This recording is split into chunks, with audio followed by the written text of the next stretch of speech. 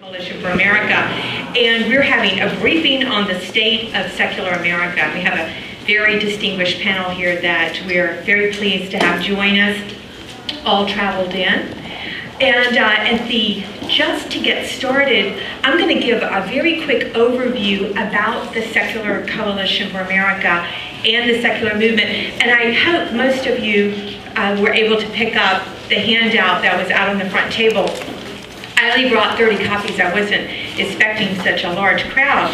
But this is very, very positive that people are curious and would like to come and learn more about the Secular Coalition for America and the movement. So we have existed for more than 10 years. We got started. As a matter of fact, November will be our 10-year anniversary. And just a little bit about our mission. We have a twofold mission, is to increase the visibility and respect for the non-theistic viewpoints in the United States, and to protect and strengthen the secular character of our government as the best guarantee for freedom for all. Now, you're probably wondering, who do we represent? If you move over to page 2 on the handout, if you have a copy, you can see here that we're particularly interested in the Americans that say that there are 55% of them that think political leaders should not rely on religious beliefs when making decisions. So of course they're particularly interested in critical thinking and reason and facts. Now, we're going to talk about the non-religious group. There's a Pew poll that has we've been tracking since 1990, and they track the non-affiliated. They're not affiliated with any particular religion. In 1990 it was 6%, 2008 it was 15%, 2010 18%, 2011 19%. So it's growing by a percentage or two every year. Now this is the Pew poll. The Gallup Win poll came out just maybe about 6 or 7 weeks ago, and they showed that it was 30% in the US. So, you know, polls are a little bit, can be manipulated, and we're not 100% certain, just like in elections. So it's probably somewhere between 20 and 30% of the whole population. Now, when you go under 30 years old, of course, it's much higher. Now, if you move on to page number 4, you can see the organizations that are involved in the secular movement, in the coalition. So we're a coalition of other membership organizations, and we have 11 members, and they include everything from the Secular Student Alliance to the Humanists to a secular camp group called Camp Quest, American Humanist Association, the American Ethical Union, Military Association of Atheists and Free Thinkers, Society for Humanistic Judaism, the Institute of Humanistic Studies, Atheist Alliance of America, Council for Secular Humanism, and American Atheists. And there are other groups out there that we're talking to that we would like to bring into the Secular Coalition. Now, you're probably wondering, what are the policy areas that would affect you as congressional staff that we care about? And basically, there are 7 categories that we mainly focus on: health and safety, education, military, tax policy, discrimination, government actions, and international. And we did recently do a survey of the more than 30,000 people who are participants in just our database to find out what they cared about the most out of those. And it came back, by far, it was education. They were particularly interested in education for their children to be based on reason and science and not be based on any particular religious views. So that we get into things like teaching evolution versus creationism, or teaching medically correct, appropriate sex education and not teaching abstinence only. So that was what they were concerned with the most. Now, moving on to page number 4, health and safety. Now, if you take religion out of the health and safety argument, how would things look? So we're particularly interested in the contraception mandate. I used to be the health policy advisor for Fortune 500 companies for more than 5 years at the ERISA Energy Committee. And I can tell you that Fortune 500 companies have known for more than 20 years that having contraception available to their employees saved tens of millions of dollars on the back end and also improved the quality of health. And so they have generally always had those on the short list of the types of drugs that you would want to really encourage your employees to take, along with, you know, there are about 10 or so that they like to encourage them to take, and so they give them with no copays. So when NIH came out with that, I wasn't surprised because, you know, we kind of already knew that that was the research that was there. We have a problem with pharmacists denying emergency contraception, the medical neglect of children through faith healing. You know, children do die. And in education, we're concerned with the voucher program, federal tax dollars, state tax dollars being pulled out of the public education system and going to religious schools, absence-only sex education, and then teaching creationism and intelligent design in the science classrooms. Now, in the military, we have issues there. We have chaplains who will not counsel non-theists. There are privileges to service members who engage in religious exercises. Now, tax policy, that's going to be the big issue next year, so hopefully some of the things we're talking about today will be considered. Houses of worship endorsing candidates is a problem. Faith-based nonprofits are exempt from IRS reporting. The tax subsidies and exemptions for religious organizations is about $71 billion. And just as an example, I was at the Center-Right Coalition meeting just on Wednesday, and a gentleman there who represents a Catholic group, he stood up and he said that our religious freedom is under attack, and the biggest problem we're having is that in Massachusetts, they've come into our Catholic schools and hospitals and they've installed electric meters, and they want us to pay for electric utilities like everybody else. And of course I stood up and I said, well, my children go to secular schools and I go to nonprofit secular hospitals, and they do pay their utilities, and they do pay taxes as far as real estate taxes.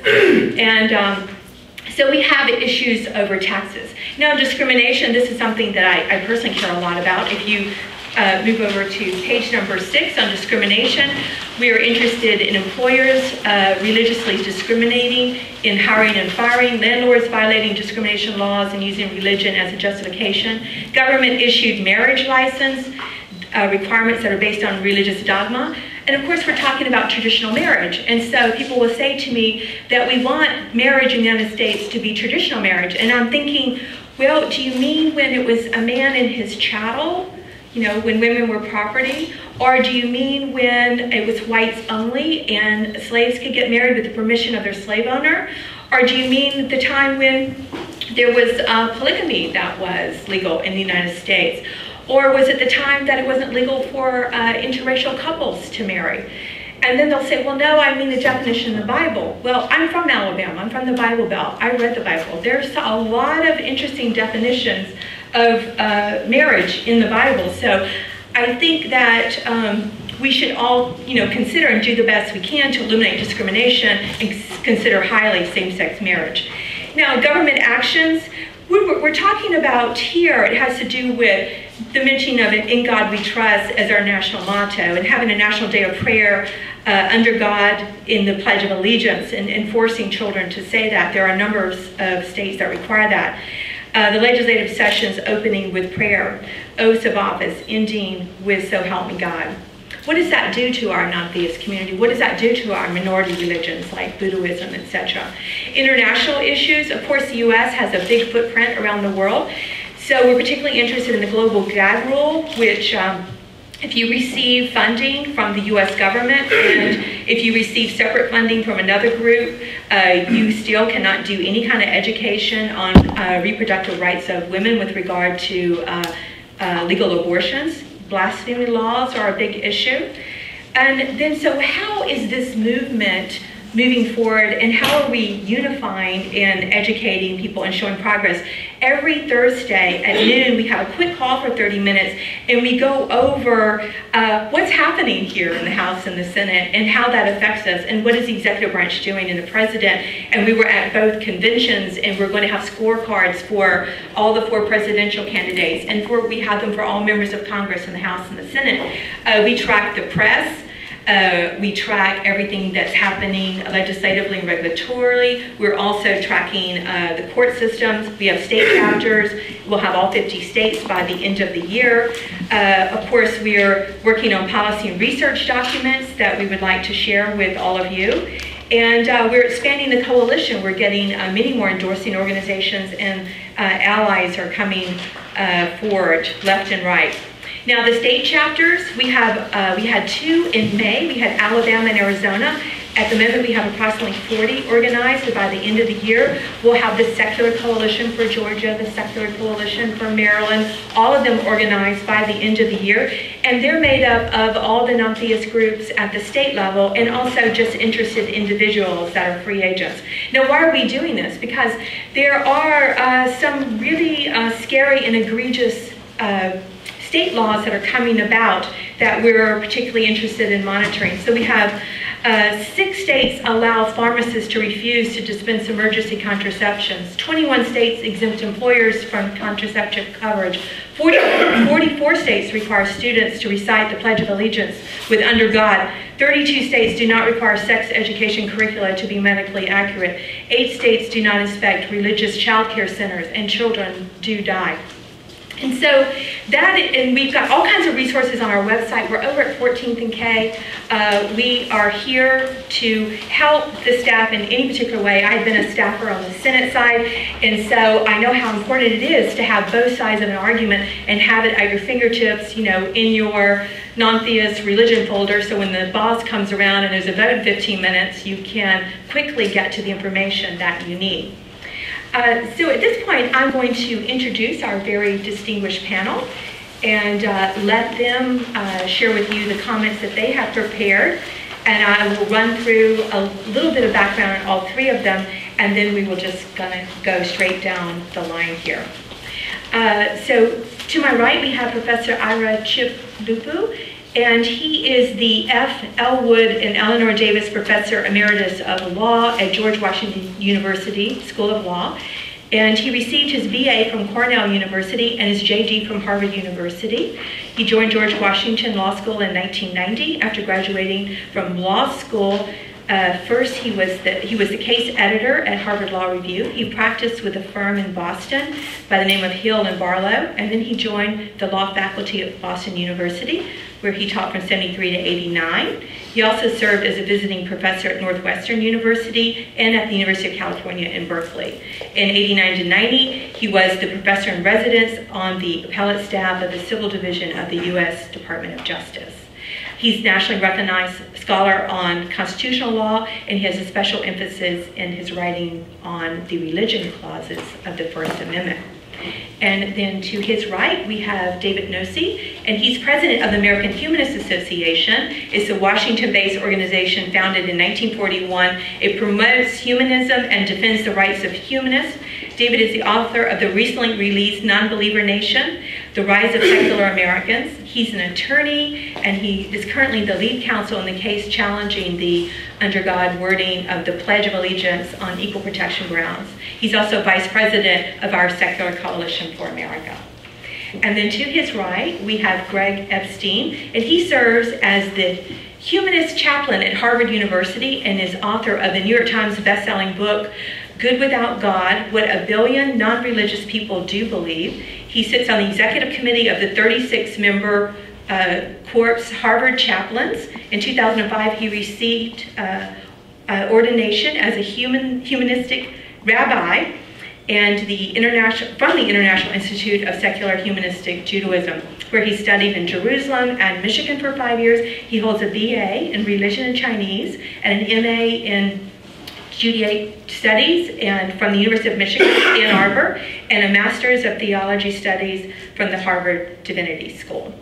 And so at this point, I will turn it over to the professor. Thank you.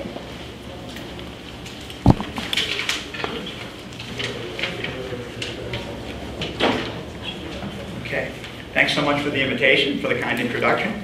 I've been asked to talk about the constitutional framework within which issues raised by the Secular Coalition might be framed and understood and resolved.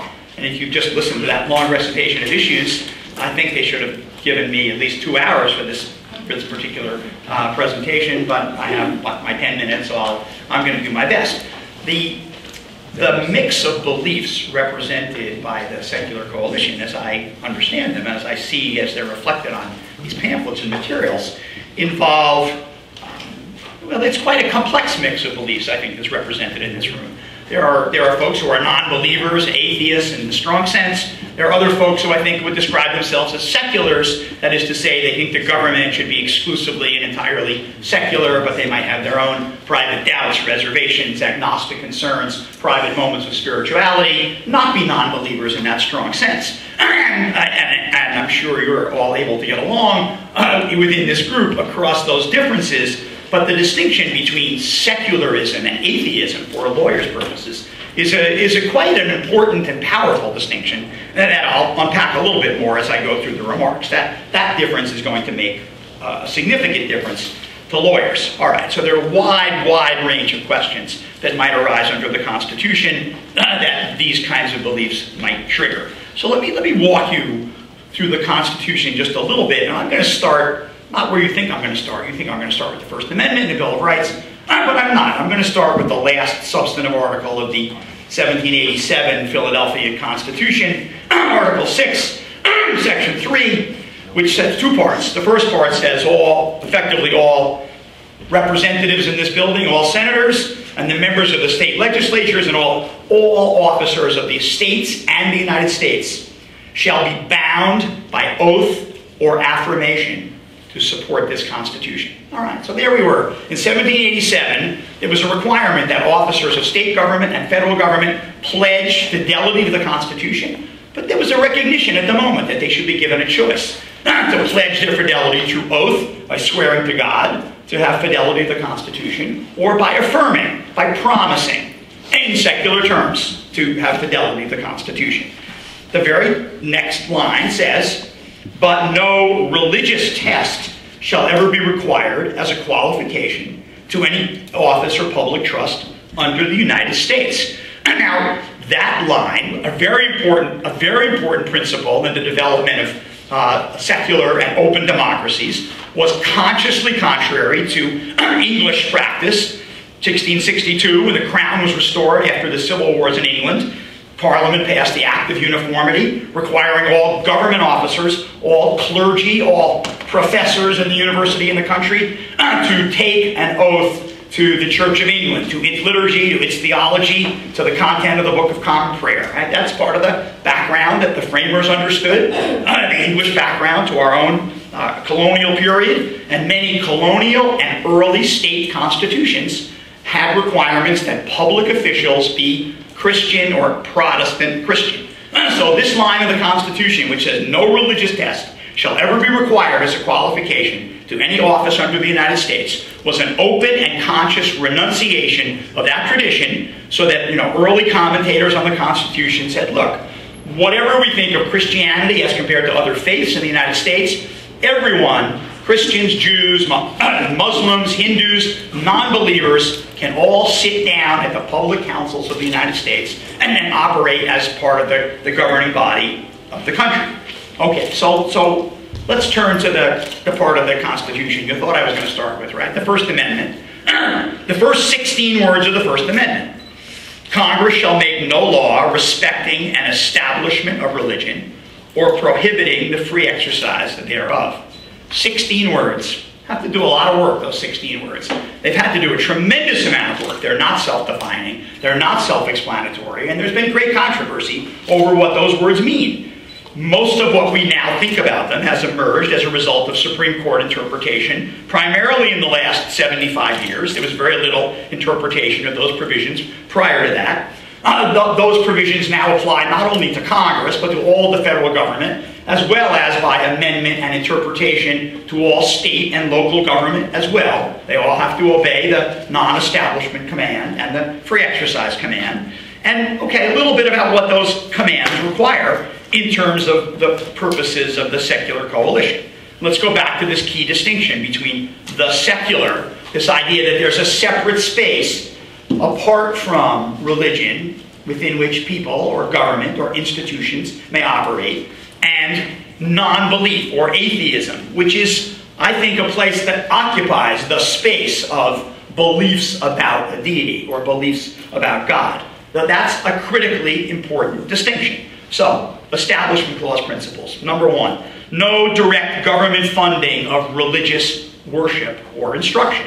Well, that applies to conventional religion as you would understand it. I think it also applies, or could apply, to a secular humanist organization if what it was doing was teaching anti-theistic doctrines, right? If it was preaching doctrines about the existence or non-existence of God, I think government would be forbidden from financing that organization, its leaders, its speech, its real estate, etc. If it were just a secular organization, right? An organization devoted to the advancement of science, well, of course there's no problem with the government choosing to directly fund something that promotes the advancement of science. Second key principle under the Establishment Clause.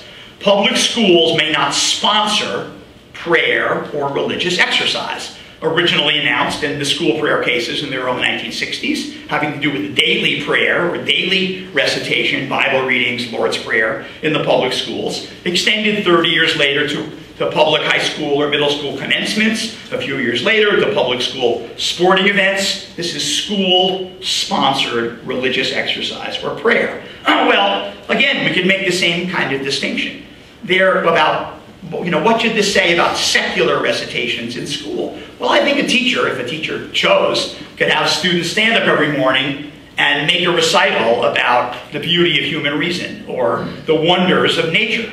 I think that an atheistic or an anti-theistic recitation every morning would be condemned by the Establishment Clause in the same way that school prayer is condemned by the Establishment Clause. It's that space about belief in God that is marked out of bounds for public school sponsorship. A teacher, a public school teacher should not, would be unconstitutional to put the 10 Commandments on the wall of the classroom. Likewise, a sign that said, good without God. I think that would be equally inappropriate on the wall of the public school classroom. And, there's the whole Darwin and Genesis fight that Edwin alluded to before. Of course it's fine for schools to teach biology, natural selection, Darwinian evolution.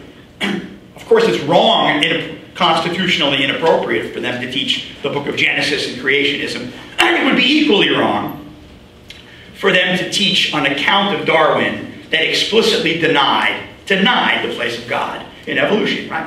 That's not a question of science. That's a different kind of question about the origins. And that's not biology, that's something else. Well, just a word about free exercise of religion, which I think typically plays less of a part in the coalition's efforts, but doesn't play zero part. Non-belief can't really be exercised, can it, right? It's a negative. Belief can be exercised. Non-belief can't be exercised.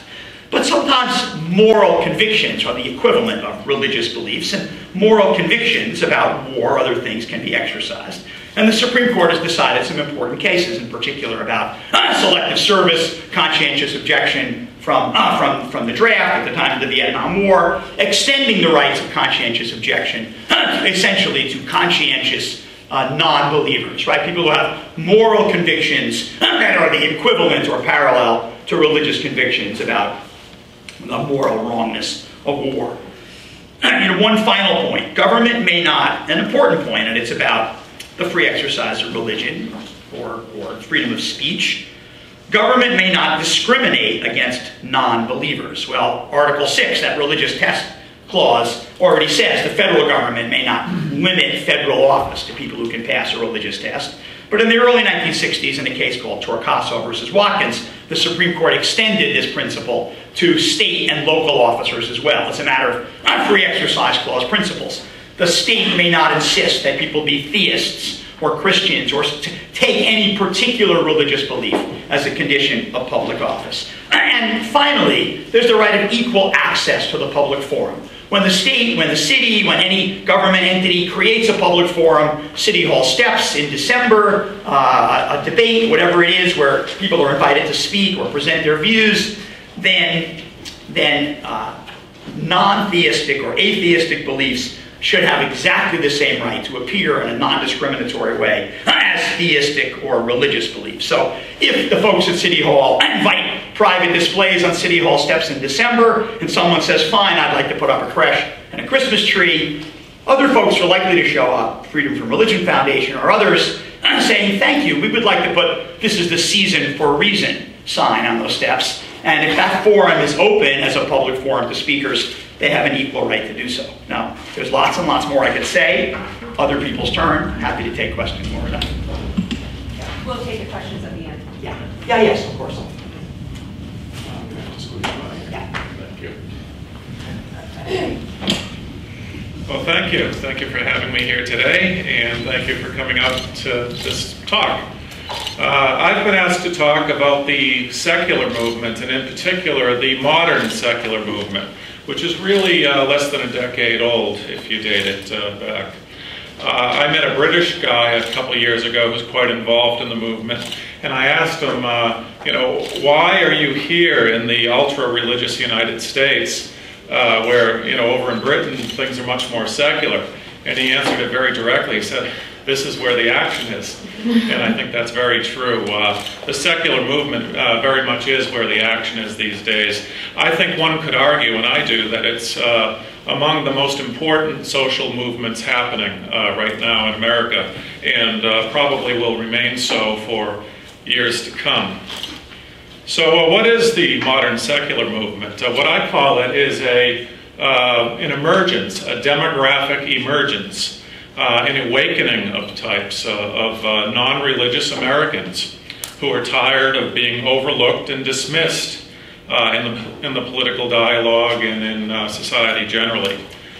These non-religious Americans are very concerned about the direction that America has gone over the last 3 decades. Frankly, since the rise of the religious right, the moral majority, which really most people date it back to around the time Jerry Falwell got involved in politics in a heavy way in 1980. Since that time, America has really had some problems, shall we say. 30 years ago, it would have been unimaginable to launch a presidential campaign with a giant prayer rally filling a football stadium. Think about that. And then piped to churches all over the country. Even in the GOP, quite frankly, it would have been toxic to try to do that 30 years ago. So it kind of illustrates, in a way, the direction that America has gone, in a political sense anyway, in the last 30 years since the rise of the religious right. Never mind the presidential election of 2012. Wind the clock back to the presidential election of 1912. There were 4 relevant candidates in that election. All 4 were apparently more religiously skeptical than any presidential candidate would dare to be today. Woodrow Wilson was the most religious of the 4, I would say. He is on, and he won that election. He is on record as saying about the theory of evolution, he said, of course I accept the theory of evolution. At this late date, who wouldn't? Okay. It really says something about the state of things in America today. So before this secular demographic emergence began just a few years ago, there certainly were secular groups in America. They existed, but mainly they were involved with things such as publishing magazines, debunking religion, debunking pseudoscience, that sort of thing. To the extent there was any activism, that activism was mainly focused in areas that did not emphasize identity or any sort of group pride, that sort of thing. Be more likely to be involved in maybe reproductive rights. The American Humanist Association was very involved, and still is very involved in many progressive political issues. But it's only in recent years that the activism has changed somewhat. Atheist, agnostic, humanist Americans, or just plain non-religious Americans are increasingly seeing their personal secularity as important and relevant, their secular identity as relevant. And there are signs of this in the movement all across America. One of the first things I like to point to is the Secular Student Alliance, which, if you're not familiar with it, is the umbrella group for campus atheist and humanist clubs across. So if you're at Ohio State University, you start an atheist club, you affiliate with the SSA. Well, just 5 years ago, the Secular Student Alliance had about 36 affiliates across the country. But here we are 5 years later, and the Secular Student Alliance has over 350 affiliates, and they can hardly keep up with demand. Across the country in colleges, students are realizing that their personal secularity is something that they see as primary. Now, there have been atheists and agnostics on college campuses for as long as there have been college campuses, but only recently, in recent years, are these students seeing their personal secularity as a primary part of who they are, of how they stand up in the world and identify. Years ago, if you played identity politics, you might have emphasized, I'm a feminist, I'm a liberal, a conservative, or you know, I'm gay, lesbian, that sort of thing. Today, these students are standing up and saying, I'm an atheist. And what better way, if you're appalled by what the religious right has done to this country on education, environment, social policy, so many different areas, what easier way to stand up and let the world know that you're not for all that stuff than simply saying, I'm an atheist. So that's why you're seeing these clubs forming all over the country. And the SSA is now moving into high schools. They have a program to normalize atheism and humanism across America by having high school clubs start up. The law is on their side on this. They cannot be kept out because cases came down a few years ago saying that Christian clubs must be allowed to form. Excuse me, can I have my drink over there? Thank you. Christian clubs must be allowed in high schools, and because of that, atheist clubs can't be excluded either. And what could possibly normalize secularity more than seeing the kids you've been playing with all your life, suddenly some of them are meeting in the cafeteria as atheists. It's very easy to hate the unknown, to hate the other. This is a strategy that the LGBT movement successfully utilized by letting people know across the country that there are gays and lesbians. You know, very easy to hate gays if you don't know any, but if you suddenly find out that, you know, Cousin Jimmy, who you've known all your life, is gay, well, gee, Cousin Jimmy's always seemed like a pretty nice guy. You know, I guess maybe gays aren't so bad. Well, it's the same thing with the secular demographic. If it's very easy to hate atheists if you've been told all your life that atheists work for the devil, that sort of thing. But if all of a sudden somebody who's been on your Little League team for the last 5 years is meeting in the cafeteria as part of an atheist club, well, gee, you know, maybe they're not so bad. So it really is an identity-oriented movement that's showing Americans that secular Americans are Americans too. So, and then there's also the Secular Coalition for America, of course, which is now lobbying across the country, not just in Washington, but in soon to be 50 states, showing politicians and the public and the media that non-believers are part of the fabric. And the movement is utilizing the internet and social media to its great advantage. I know there are many groups that have benefited from the internet and social media, but I think it would be hard to find a group that has more benefited. Oh, thank you. I'm all set. Thank you, Woody. Hard to find a group that has more benefited from the internet. This is a group that was pretty much in hiding. If you were an atheist in Columbia, South Carolina 10 years ago, you probably thought you were the only one for 20 miles in any direction, right? But now, thanks to Meetup and Facebook and things like that, you go online and you find very quickly that there are 150 others just like you, and they're meeting around the corner next Tuesday to drink skeptically or to have a lecture or something like that. And you realize suddenly you're not alone. The internet and social media perfectly complement what this demographic needed to find cohesion, solidarity, and camaraderie, that sort of thing. And it's certainly not going away. It's been utilized to great effect across the country. A secular student activist just last year brought a church-state case in Cranston, Rhode Island. She objected to a prayer banner in her high school. Like other previous plaintiffs in years past, she was ostracized in her community. She was met with great hostility. She had no friends. Her own state legislator called her an evil little thing, okay? But thanks to the internet and social media, she went online and she formed a group on Facebook called Supporters of the Removal of the Cranston Prayer Banner. within days, she had thousands of members to that group, thousands of people supporting her, showing her, you know, you're not alone, okay? Your entire town, your entire community may be against you, but you're not alone. And that's very powerful, you know. There are people coming forward saying, you know, it's them, they're crazy, not you. That's very powerful stuff.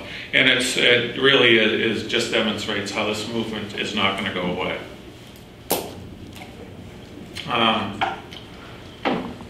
Generally speaking, the movement is very identity-oriented, and it is starting to emphasize more and more the concept of non-discrimination. You know, other minorities for years have been asserting a non-discrimination, equal rights argument. Nobody asks any other minorities, you know, what would the framers think of your asserting rights to equality? You know, racial minorities, women. You know, the framers gave racial minorities no rights. They gave women no rights. Gays and lesbians, they wouldn't even talk about the subject, right?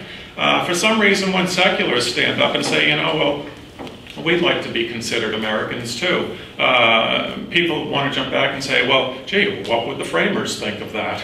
Well, you know, quite frankly, I think the framers would probably be more sympathetic to the secular demographic than they would to many of the other demographics who are given equality. But oddly enough, we still have to face this question of what 18th century standards, how they should apply to our demographic. The framers were certainly secular, as the professor just said. They were very sympathetic to what we're trying to argue, yet we're constantly being met with arguments about what we should, how the original Constitution, how the 18th century standards should apply to us. Instead, we're trying to argue basic fairness. You know, the motto of the feminist movement for years has been that feminism is the radical idea that women are people too. I think really the motto of this movement has to be, the secular movement is the radical idea that non-believers are Americans too. It's really not such a radical idea, and it's an idea that's getting traction and only getting more and more. Thank you. So I'll turn it over to Greg.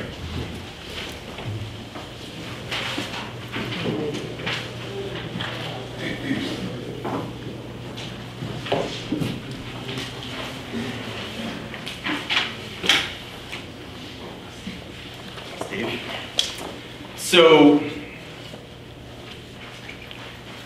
Edwin and Chris asked me to talk about the future of the secular movement.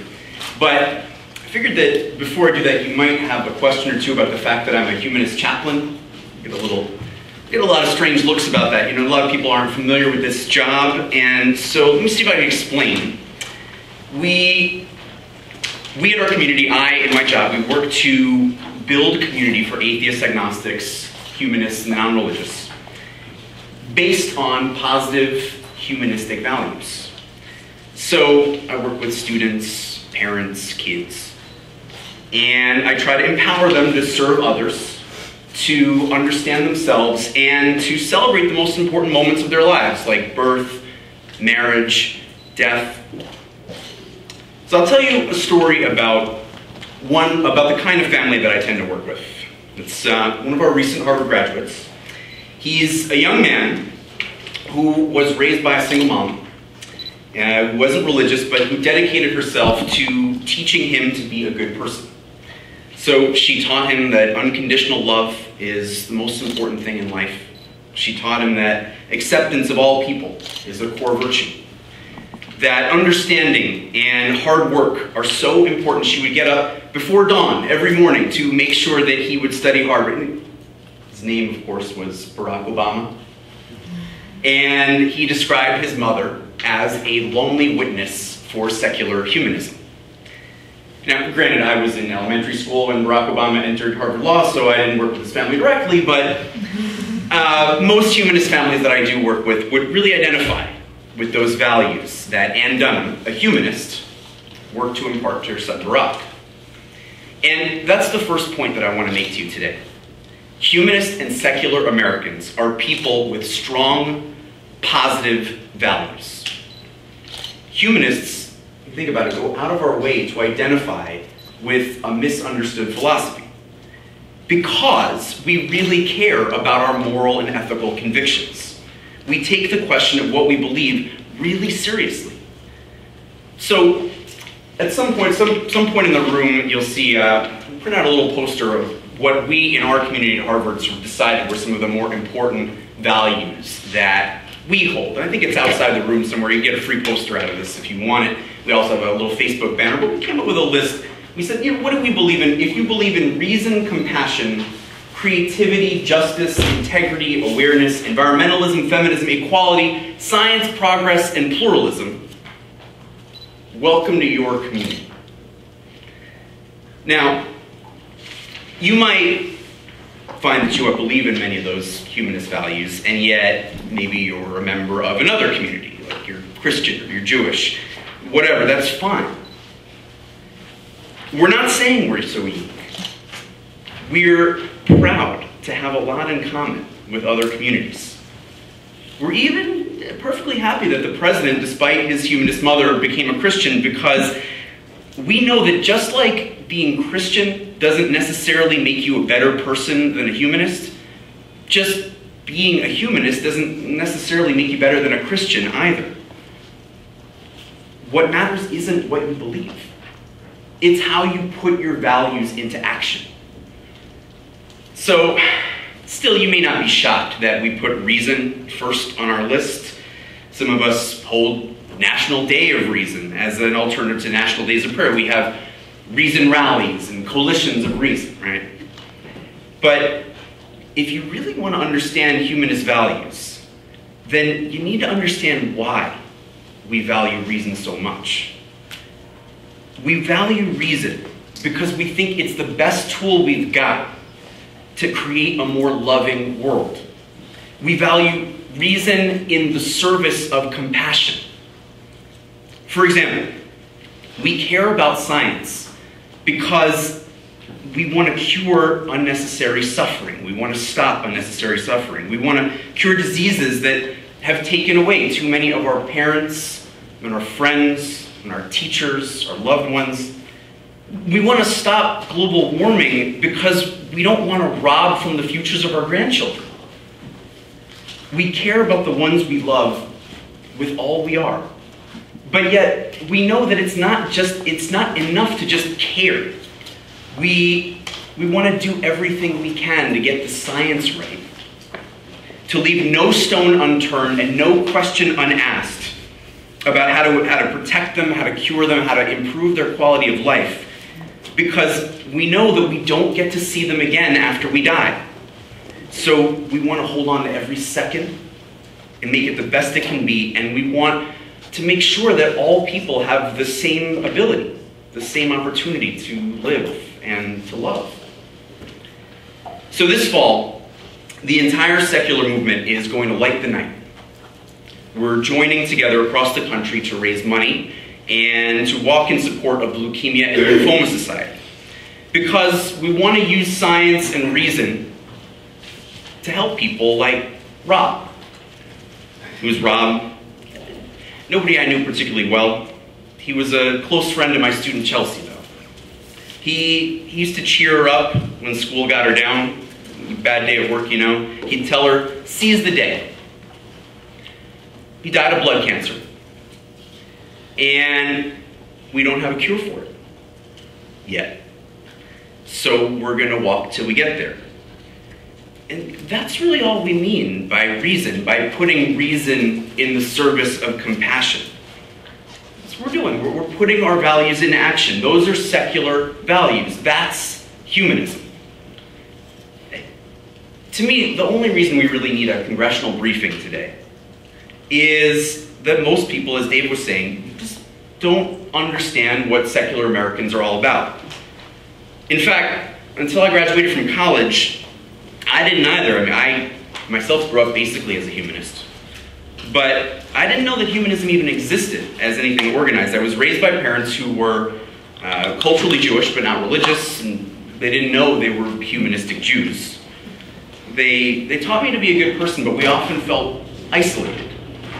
And like there was no community for us.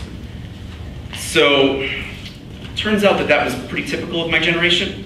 You may have had this experience yourself. I was born in the late 70s when new immigration policies were in the process of making this the most religiously and non-religiously diverse country in the history of the world. So my friends and I were exposed to every religion growing up, and because of that, it was pretty hard to believe that there was one true religion.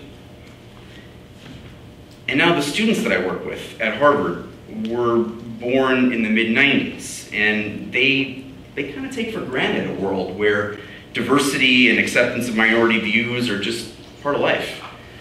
They are naturally skeptical of organized religion, but they too often feel isolated from community. I mean, they connect on campus or online or through pop culture, but it's still pretty typical to hear, even with the demographic changes that we're all talking about. But 3 years ago, I thought I was the only atheist I knew. This is a comment a student made to me recently. But now I'm slowly realizing that I'm surrounded by like-minded people. You've got to have constituents, for those of you who are working with politicians, constituents like this. I mean, if I were talking to congressmen, senators, I'd say, look, I promise you, you've got young people at home, they're probably your kids. And 25% of the young people in this country, non-religious at least, so yeah, looking around at young Hill staffers, it's got to be some of us. And so my second main point, is that the secular movement is increasingly creating real community based on those positive values. And as we do, our numbers are going to matter more and more, and we're going to win elections.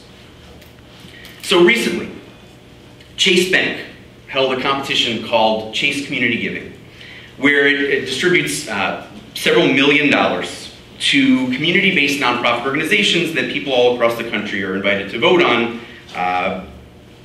They vote on Facebook. And so each person gets 2 votes.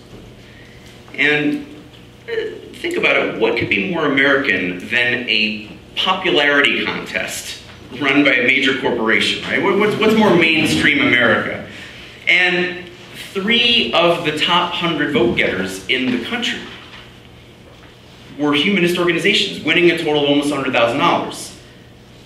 That's this year. So now, there are many kinds of secular nonprofits, but what I want to point out is that the 3 winners that came from the humanist movement all work on promoting positive values and promoting and organizing community. So the Secular Student Alliance, which you already heard of, builds community for humanist youth, but it emphasizes service, and that's one of the main tactics that we have for building that community.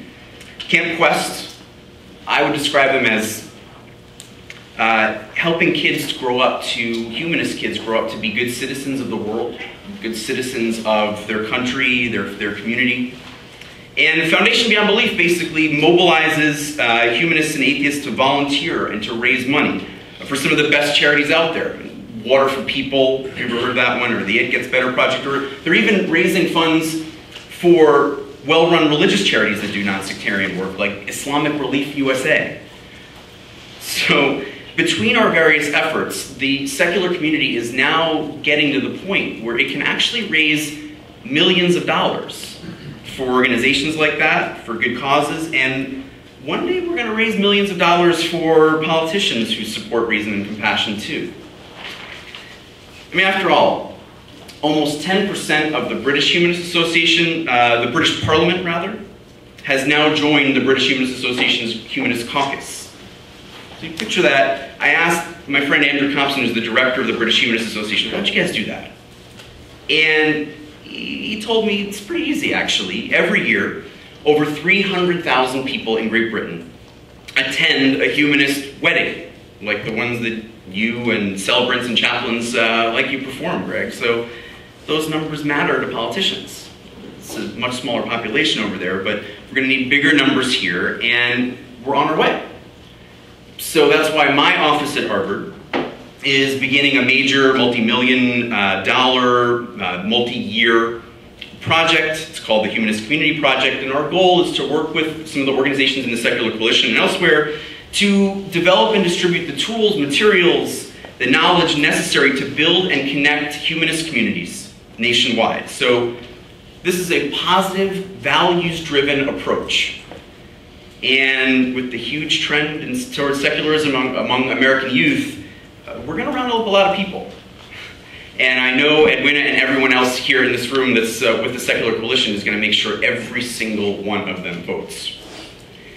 So that brings me to my final point. What do we want from our nation's leaders? What do we want from you, our future national leaders? Well, we want you to support policies that support the separation of church and state and use reason in the service of compassion. But fortunately, on those issues, we've got millions of religious allies that want the same. As far as our community goes, I think we just want you to do what the White House has already done. Acknowledge us equally. Starting with his inaugural address and continuing with almost all of his major speeches on the topic of religion, President Obama has mentioned humanists and the non-religious by name as among one of the communities that make this country great. So not only can you two, not only can the politicians you represent two, they really have to these days. We also need you to invite us to official events when you're inviting religious speakers and leaders, and we want you to come visit us at our conferences and communities whenever you hit the road to talk to groups like AIPAC or the Southern Baptist Convention. President Obama described his mother as a lonely witness for secular humanism, but we're not going to allow men and women like her to be that lonely again. We're going to do everything we can in her honor and honor people like my dad, who never really got the sense that they had a community, to build a community that positively represents non-religious Americans. We're not just going to come together. We'll do so with love and wisdom and bettering the world for all of humanity as our goals. In turn, just ask you to see us for who we are. Your neighbors, your friends, maybe even your kids. May we all build a more perfect union and enjoy the blessings of liberty together. Thank you.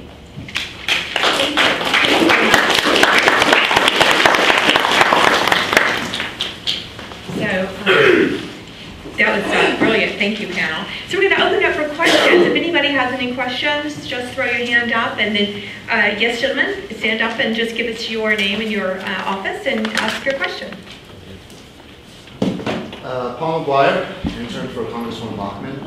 I have a quick question for Professor Epstein, which is that I would like to know what exactly secular humanism is doing to promote the fight against pseudoscience, whether it is homeopathy, anti-vaxxers, that sort of stuff. Well, I think that Thank you. If you look at what the Secular Coalition's member organizations are doing, I mean, it's a tremendous amount. It's actually not my particular area of expertise. But if you read Free Inquiry magazine, if you look at the publications of the American Humanist Association, I mean, this is something that we've been tremendously interested in over the years. You know, if anything, I didn't mention it because my feeling is that we're getting even far beyond that now. We're taking the strength that we've created, you know, going after pseudoscience, going after things that contradict science, and we're really building that into a positive community now, so that we're giving people more positive energy so they can keep up that fight. Right. Yeah, there's a whole foundation, James Randi Educational Foundation, that they focus on that. And so I just want to let everybody know we're very bipartisan here. So I'm a huge Republican, worked in the Bush White House and for 4 Republican senators. So everyone's welcome. Do we have any other questions or comments? Yes, ma'am? First Amendment question. This is Jackie Beck, Congressman Trent Franks.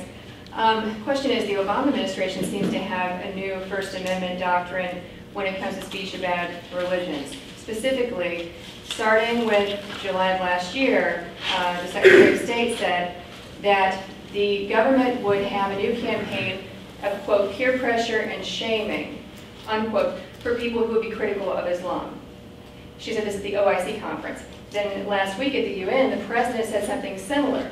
He said it is time for all leaders in all countries to marginalize, the word was marginalize, those who would use hatred as a tool for politics. Policing hatred usually comes down to policing speech, right? You have to look at blog posts, text messages, articles, associations. My question is, has there been any writing or concern inside the secular community about this approach to the First Amendment? Definitely has your name on it. No, it's a very, very timely and very good question. And of course, recent events have just stoked this fire up further, right? There's a video, are people reacting to it and doing violent things, etc. So let's take a half step back from the recent statements by Secretary Clinton or President Obama.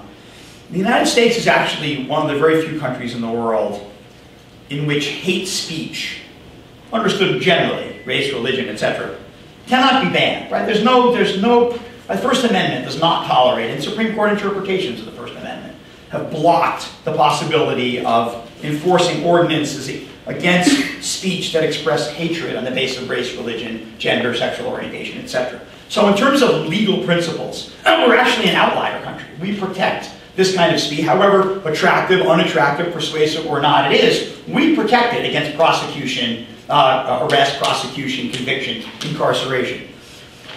The reference you made about marginalizing or shaming, we could have a lot of different takes on that. One, we'd say this is a matter of diplomacy. And we want to communicate to the world that even though we cannot and will not stop anti-Muslim speech, anti-religious speech, blasphemous speech, that doesn't mean we have to like it, and we're entitled to counter speech. So I'm sure many people in this room, if they heard racist speech expressed, they would say, we should try to shame people who engage in racist speech. We should try to respond, not by silencing them, but by more speech, by explaining why they're wrong. Okay, so that shaming understood as counter speech, the defense of tolerance, the defense of religious freedom, the defense of disbelief or non-belief, those are all consistent with the regime of freedom of speech. Of course, you could have a program of government response to anti-Muslim or any other kind of speech that goes beyond criticism, right? That goes into some attempt to ostracize, marginalize, blacklist. I mean, you could imagine steps the government could take, short of enforcing the criminal law, that I think would be completely out of bounds in terms of our First Amendment traditions. I don't think we've come close to doing those things yet, but I think it's a proper thing to worry about. Can I refine the question? When you say we, so appropriate for us or we to push back, typically that's historically been for the citizens to push back, not for the government to push back, from the bully pulpit. I mean, that was where my question was going. I think in other words, I think it's perfectly appropriate for everybody to push back on things that they think are wrong, but my question was really about government action. But I wonder if you think the same thing about government pushing back against racist speech. Well, I mean, I think that it's not the same as a First Amendment, freedom of religion, free exercise, establishment clause kind of question. So that's why it hits a chord.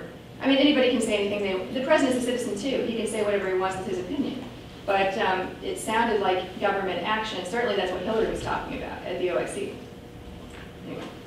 As far as within the movement goes, one thing worth pointing out is that although it's a movement, it's not so much monolithic in terms of unanimity on a lot of issues.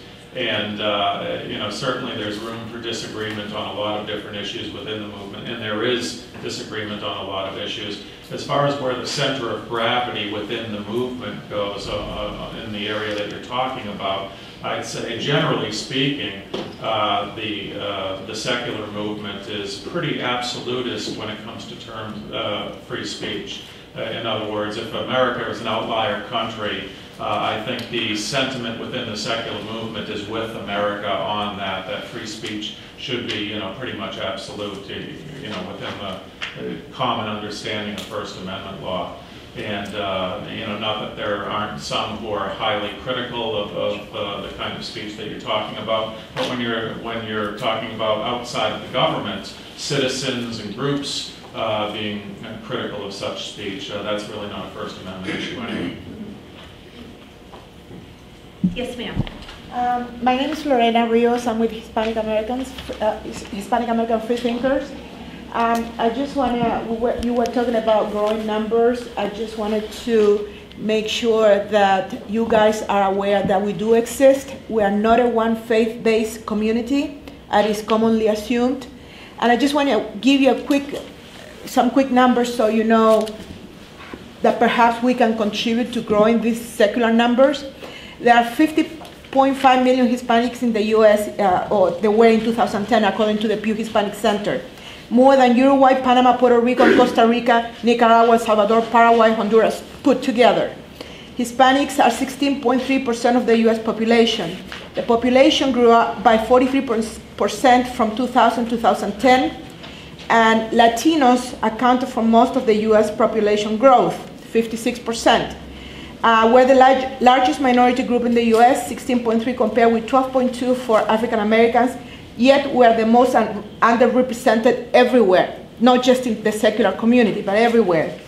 And we're expected to double in numbers in 50 years. As I said, we're not a one faith-based community, but it's very difficult to identify us because we don't come out. And what Hispanic America is trying to do is trying to provide a safe environment for Hispanic Americans to come out and feel comfortable, explaining that they are not Catholic or Protestants or whatever. So, I don't have a questions. I just want to let you know that we're here. I just want to say in response to that, because you're right. This is a hugely important demographic group, and we're talking about being a demographic group. The secular movement is really multicultural. And this is something that's of great interest to me, because to me, an America that isn't multicultural is not an America that I'm interested in, and a humanist and secular movement has to be multicultural for it to be of interest to me. And my mom was a refugee from Cuba and came over into this country 50 years ago with nothing. And the Latino community is secular at about the same rate as the rest of the American population. Higher. Yeah, I mean, so it's growing at the same rate in secularism. So this is another reason why we're talking about demographic trends that are going to be really, really important. We had, at Harvard, we do sort of community meetings around different themes in humanism. We had Jamila Bay over here come and talk about African American humanism. We had a scholar named Juhan Navarro, who's an expert in Latino secularism, who's an academic here in DC now, presented on that. So, look their work up. Yeah, there are African American and Hispanic American groups in the secular movement. The conferences that I go to, they're there and they're represented, and we're hoping to grow those numbers and reach out to them. So I'd love to work with you more. Do we have any other questions or comments for the distinguished panel? Yes, sir. Yes, I'm Charles Shore. I'm from Montgomery County. I have a question for Greg. Your preachings, how do your preachings compare with what the Ethical Society talks about? The Ethical Society is one of the member groups of the Secular Coalition for America, and they essentially they build communities based on positive values for non-religious people. They're one of several groups within the humanist movement that do that. I talk about their history in my book, and the history of similar groups as well. So it's just, I guess I would just say that there are a lot of groups out there. There have been for quite some time, a lot of groups out there that build this kind of community that are really focused on what do we believe, what do we stand for, and how can we make the world reflect that more in a way where we can work with others too. And I guess what I would say is that Ethical Society is one of the first groups that did that, but there are so many now groups that are rising up along with them to build this kind of community. Great, thank you. Yes, Jamila? Jamila Bay, I host a show that's called the Sex, Politics, and Religion Hour. Considering that that non-believers of all stripes are indeed not a monolithic group of people, let's look at voting behavior for just a moment. We know that these folks tend toward the libertarian, tend toward the liberal, but we do have representatives who are, traditionally conservative. What is being done, if anything, to harness this group of people to vote in a way that signals their secular values to legislators who may not be willing to hear that at this point?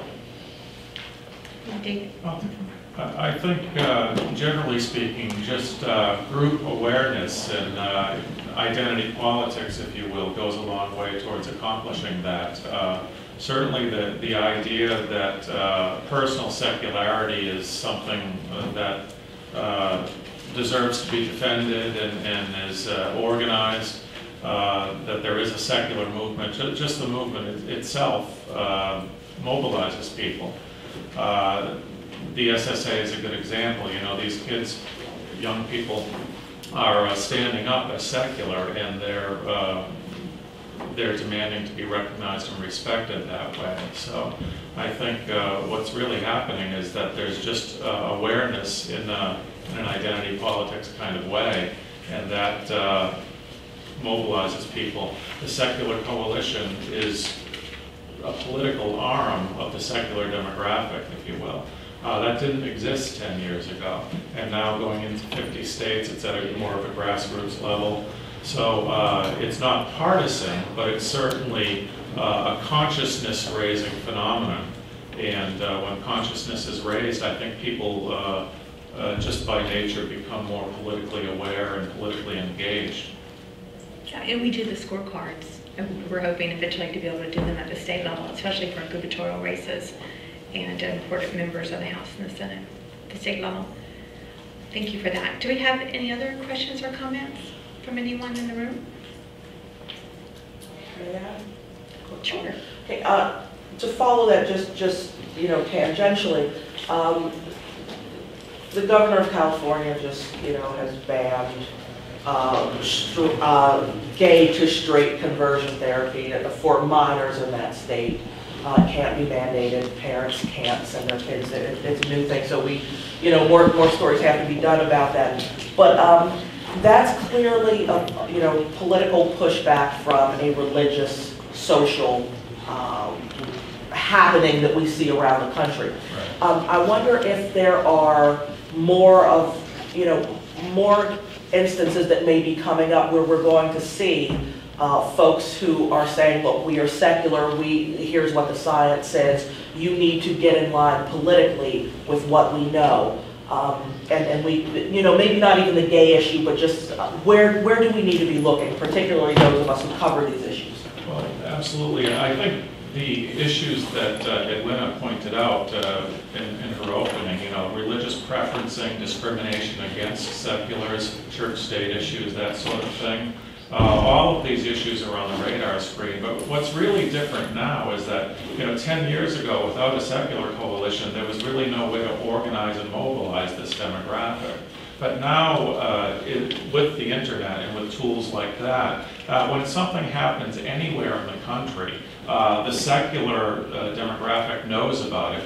The AHA has 80,000 followers on Facebook, and if something happens in the news or in the government, within minutes, we have it posted on Facebook, and we have people responding to it. Both the AHA and the Secular Coalition issue action alerts to our members and followers, and we have email alerts where we can have a form letter ready for followers, members to fill out and send to their individual legislators. So there's a real responsiveness and engagement that just simply did not exist a few years ago. And that's how we're seeing it manifest itself. And we're going to be working on a model secular guide for legislatures at the national level and also at the state level. It can be used at the state level. We're going to be having policy conferences where the panel members are decision makers like Congress people, top level staffers, and executive branch officials. And we'll continue with our lobby day, among other things that we're doing. Yes, sir. You have a question? A statement and I guess a question. Elias Tagami, a local resident, District of Columbia. Recently, a 2012 report on discrimination against atheists, humanists, and the non-religious was submitted August 8th this year.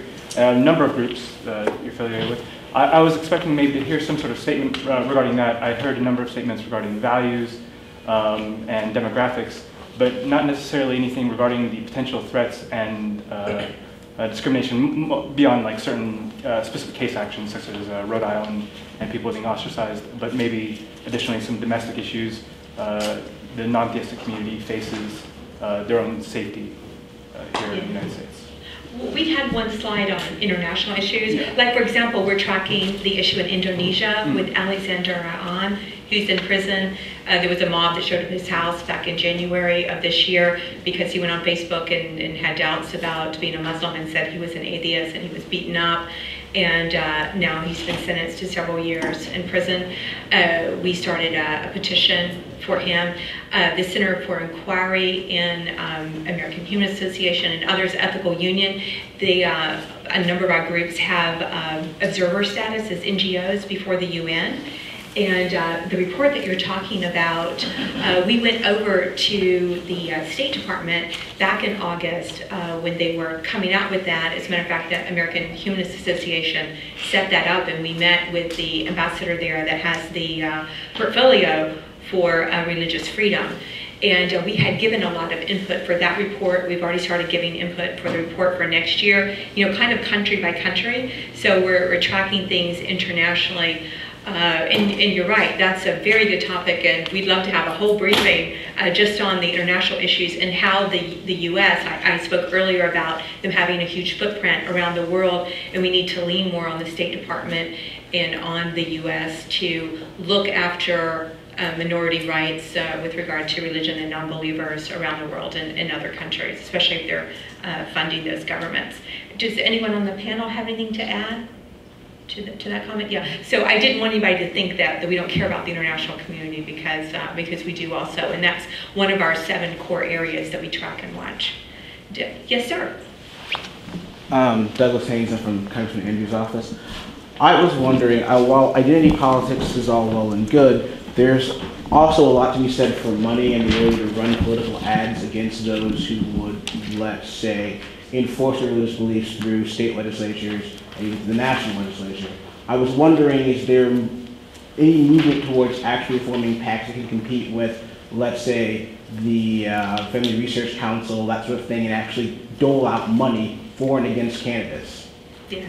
Well, as the lobbying arm for the whole movement, and as a professional lobbyist myself, you have to walk before you can run, and of course that is on our wish list. We're getting organized in all 50 states. We have the National Coalition for more than 10 years, get the legislative policy guide. We were, for the first time, we had a presence at the Republican convention and the Democratic convention. We're coming out with scorecards for all 4 of the presidential candidates. We've been tracking, we're working with the coalition directors at the conventions. They're coming on our phone calls, and we're having, this is actually our first ever Capitol Hill briefing.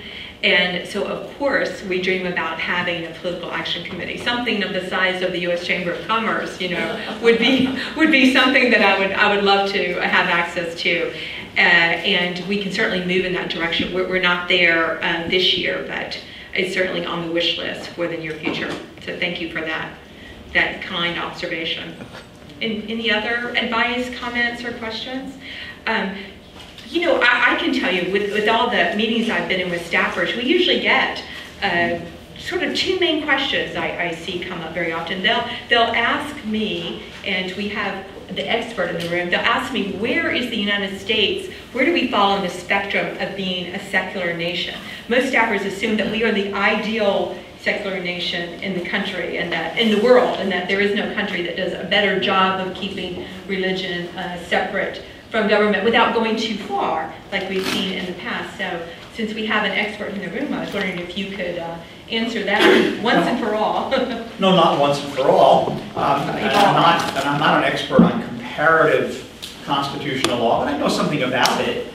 And we are, I think, the only country with something like an establishment clause, that is to say, a strong constitutional prohibition on an official state church. There are others that have some things like that. Of course, there are many European countries where the societies are considerably more secular than ours are in terms of rate of church going and that sort of thing. And they might still have long established churches. Now, those churches might be weak or much weaker than they were 50 or 100 years ago. So you can't always put together, whether there's a religious component in the machinery of government and whether the people themselves are religious. Doesn't always fit together so perfectly. Yes, okay, well, thank you. David, you want to add Could something? I turn that question right on its side? And that you're saying that America is often looked at as the most secular country because for that reason. It's also commonly referred to as a very religious country. You know, if you talk politics in America, people are very quick to say, oh, this is such a religious country. I would just point out that there really is great appreciation of secularity in American culture. We're really not such a religious country. Half the country does not go to church on a regular basis at all. And there's evidence of very religious countries all around the world. If you look at Saudi Arabia and Somalia, now there's very religious countries. America actually has a very rich appreciation of religious skepticism, secularity, and even irreverence. I mean, just look at popular culture, film and the arts, that sort of thing. The popularity of comedians like George Carlin, Bill Maher, the epic status of the Monty Python movies, right? Within American culture, there is great appreciation of religious skepticism and secularity. For some reason, once we enter the realm of politics, there's a fence of piety around the area, as if we now must declare that America is an extremely religious country. Part of the consciousness raising of this movement is to just remind Americans that there is great appreciation of religious skepticism and secularism in America, and we need to bring that into the political realm. It's really not such a radical idea at all. I just want to add a couple thoughts to that. I totally agree with you, David. I think there's one reason why America has more active religious communities than the typical Western European states, and that is that we did not do an established church. We allowed competition among many, many different sects of religion. And so what happened with religious groups in America, they competed with one another. They wanted to get bigger market share. They had to adapt and provide programs that people actually wanted to attend. And so if you look at what there's a Tufts study by the Tufts Economics Department that looked at churches that are competing with one another. And so if you have churches in an area, two similar churches that compete with one another that are close by, those churches will both do more community service. Whereas if you have two similar churches but they're far away, they don't have any competition, they're isolated, they'll do less community service. Why? Because people want to go out and do community service and they want a community that'll bring them together to do it. And so that's the difference, is that, you know, here you've got groups competing for market share. And I think some of the things that you're hearing about today, it's us sort of stepping up and saying, hey, we think we've got some good answers. And we think that there's a lot of people in this generation that are looking for those answers that don't have a community. Now they will. And so we expect to be able to do big things. Mm-hmm. Yeah. Okay, we've got a comment. Just one quick comment. I think another problem that we have is that more and more we are doing public policy based on faith as opposed to public policy based on evidence, and I think that's what's compounding the problem. Yes, and that's why we're here today. And so if we don't have another question from the audience, I'm going to give the other question that we... Did you have a question? No. Okay, there's another question that we hear probably second most often from staffers, and that would be, they're really curious as to where does the United States fall in the spectrum on the God belief and being religious. And, you know, I've studied demographics and I've been reading about this, and we've got some experts right here, and, you know, we haven't put together a chart, but it's just, I find it very interesting that they're very curious about that. They want to know, are we the most religious country, or are we the least, or where do we fall? And, you know, is France more, is UK less? And is there anyone here at the table that would like to speak to that quickly? If not, I can take it. Okay. Okay. I can tell you the American Religious ARIS, American Religious Identification Survey, found that just over 81% of Americans will affirm a belief in a God. About 69% believe in a personal God, and about 12% declare a belief in a higher power, whatever that might be. The remaining 19% is not all atheist agnostic, but only 81% affirmatively state a belief. That's higher than most other Western developed countries. but it's certainly not as high as countries like Turkey and much of the Middle East and other parts of the country, where the number is closer to 100%. Yeah, and I remember reading Estonia was like about 16%, Sweden was 20%, I think the UK was 35%, Canada's 53%, and sort of New Zealand, UK, Australia are all in the 30s. France is less than 40%. They're not countries, but there's some individual college campuses now that are starting to do surveys. MIT just did one. It was student run, but this seems to have been a good survey that about 50% non-religious. About other schools that I've seen that have 30, 35%, that sort of thing. Most schools don't want to do that survey because the people that would run it aren't necessarily looking to see what they're going to find. They're not really excited to see what they're going to find. But the schools that are doing it, you're getting some really, really eye-popping numbers. Yeah. And then the other interesting research I've seen is out of Canada, and it talks about out of Catholics and out of Protestants, the ones that regularly attend church. 30% of Catholics in Canada that regularly attend church do not actually believe in God, and 28% of the Protestants. And so they're sort of culturally Catholic, but agnostic or atheist, and they like that culture, and they like the services and the daycare and the schools and etc. So that answers some of the questions. We see those. Of course, we have a different PowerPoint on these topics for the staffers. Yes, ma'am. Livia here with Representative Russell. I think that's a good point. And actually, just this weekend, was talking with some friends about, humans want to be in clubs, we want to be in groups, and we want to socialize. And so the Student Secular Alliance, Center for Inquiry, those are important things for people that are really passionate about this, because everyone wants to be in a club, basically, and church can provide that for people who are theists and who are religious. And so I think it's important in the movement to create those kind of social opportunities too. Exactly. We're working on that. Yes, ma'am. Yes, maybe one specific question. I'm a journalist for Agence France-Presse. I'm a French journalist. I don't want to speak about France, but about USA. A very specific question. I've been working on the Nation Under God pledge. I know that your organization has done a lot of things about it, trials and justice things and all. And my question would be, do you think that one day you will win? Which I like to call myself an optimist, so yes, I do think. And in fact, I think that day may come sooner than a lot of people think. The idea that the Pledge of Allegiance to one nation under God does not discriminate against atheist and humanist children is really just absurd if you think about it. Of course it does. If you are sending your child every day to school for a patriotic exercise that defines patriotism and loyalty by God belief, then of course that declaration on a daily basis is discriminating against you and your family. And I think we need to, again, I hate to use the word consciousness raising, but I think we need to just get Americans thinking about whether it's right to treat a family that way.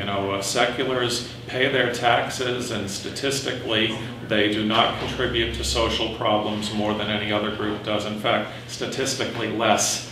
So, this is a demographic that deserves respect and dignity. And I think the under God wording of the pledge is a great example of how secular Americans are subject to discrimination on a regular basis. And I read it was added in the 50s. It wasn't there in the That's original right. writing. Yeah. Yes. Okay. Yes, ma'am. Do you think that it muddies the message? I'm thinking about Dr. Lupu's comment, but the question is open to anyone. To talk simultaneously about secularism and then talk about religiosity and atheism and some of those other questions. Because as a Catholic raised in Provo, Utah, very interested in secularism. But that's not necessarily because I was an atheist, but that's because I didn't want to talk about Relief Society and the Mormon priesthood and other things like that. When you're lobbying Congress, is it helpful to focus most on the secular components? Look, we're all, even folks who are extremely religious may not want to go to school where they are, you know, asked to recite the Hail Mary or asked to pray in a certain way, that secularism ought to be about, look, that's what you do in your home, that's what you do in your church, that's what you do in your community, not what you want your government to do for you. You don't want your government to make those decisions, not what you want your school to make those decisions for you.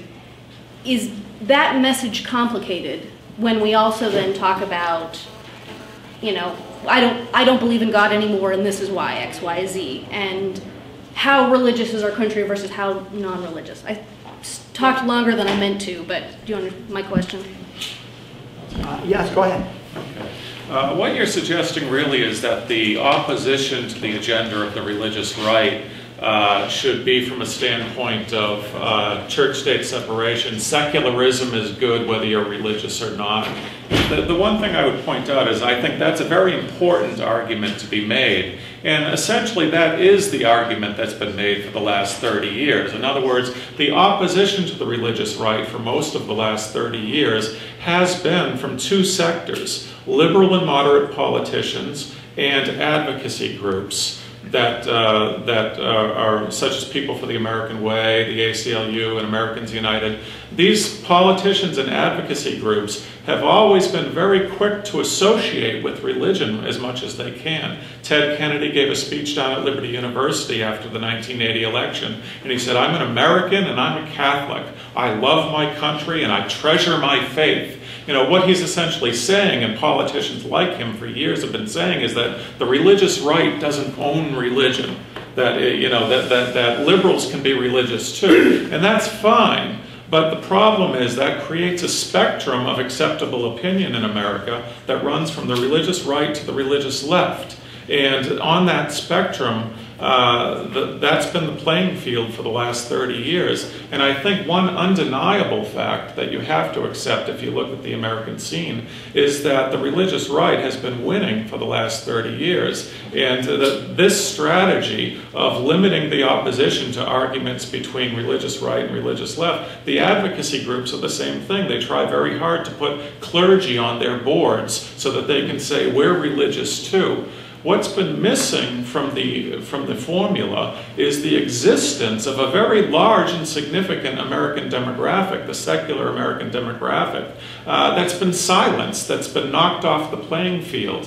So what the secular movement is about is like, okay, that opposition, that traditional opposition is fine, but we need this added ingredient of a visible secular demographic that deserves respect, that deserves a place at the table, to also stand up against the religious right and say, look, you know, there's another reason why this country needs respect for secularism. There's an entire demographic that's being discriminated against. And we work very closely with coalitions that include religious groups like Americans United, for example.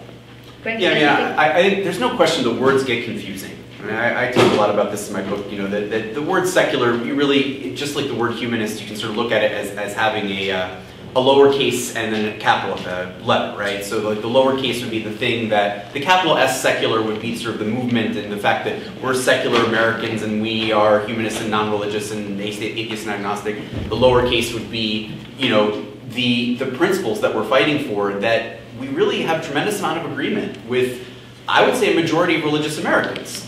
And so, to me, the issue is that I think the distinction that has been made before is sort of like those guys have community and we don't. And this is something I find is important, is that we are emphasizing today that we are people of positive community and positive values.